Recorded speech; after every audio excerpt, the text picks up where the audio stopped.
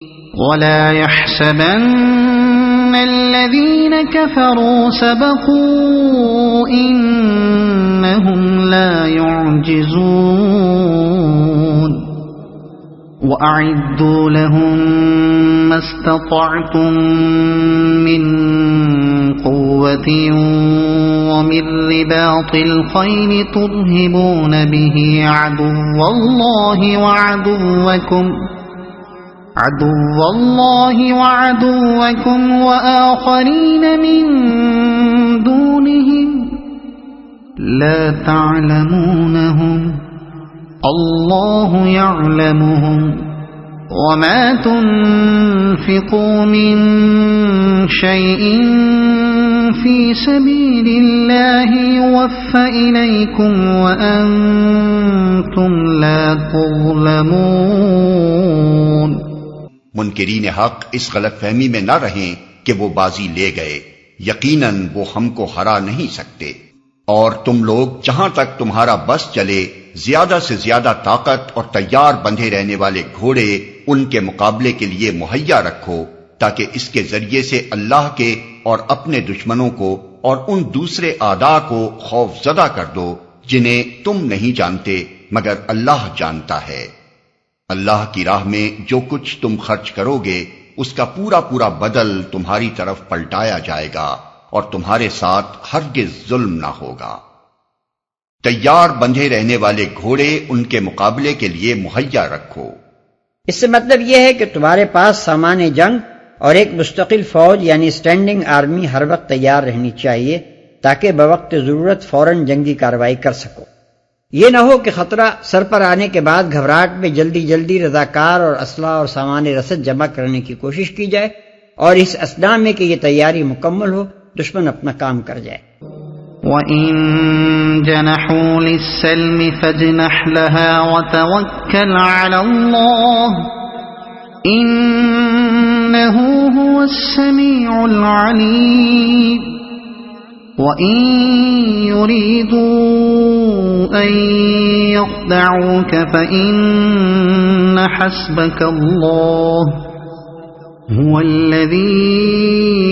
أَيَّدَكَ بِنَصْرِهِ وَبِالْمُؤْمِنِينَ۔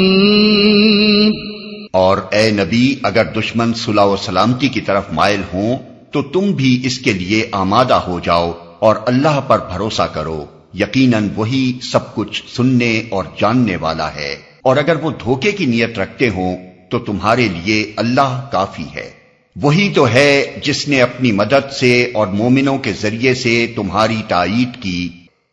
تو تمہارے لیے اللہ کافی ہے۔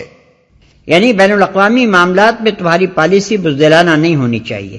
بلکہ خدا کے بھروسے پر بہادرانہ اور دلیرانہ ہونی چاہیے۔ دشمن جب گفتگو مصالحت کی خواہش ظاہر کرے بے تکلف اس کے لیے تیار ہو جاؤ، اور صلح کے لیے ہاتھ بڑھانے سے اس بنا پر انکار نہ کرو کہ وہ نیک نیتی کے ساتھ صلح نہیں کرنا چاہتا بلکہ غداری کا ارادہ رکھتا ہے۔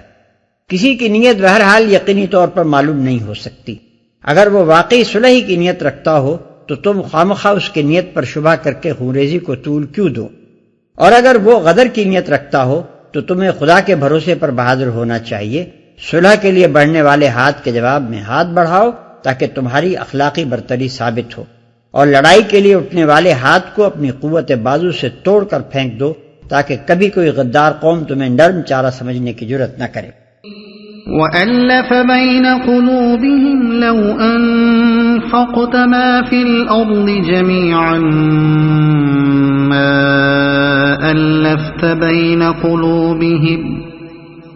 لو أنفقت ما في الأرض جميعا ما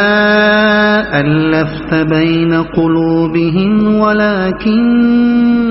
الله ألف بينهم إنه عزيز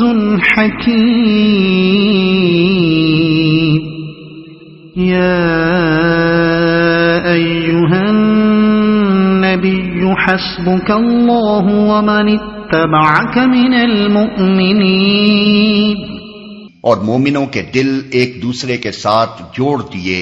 تم روئے زمین کی ساری دولت بھی خرچ کر ڈالتے تو ان لوگوں کے دل نہ جوڑ سکتے تھے مگر وہ اللہ ہے جس نے ان لوگوں کے دل جوڑے،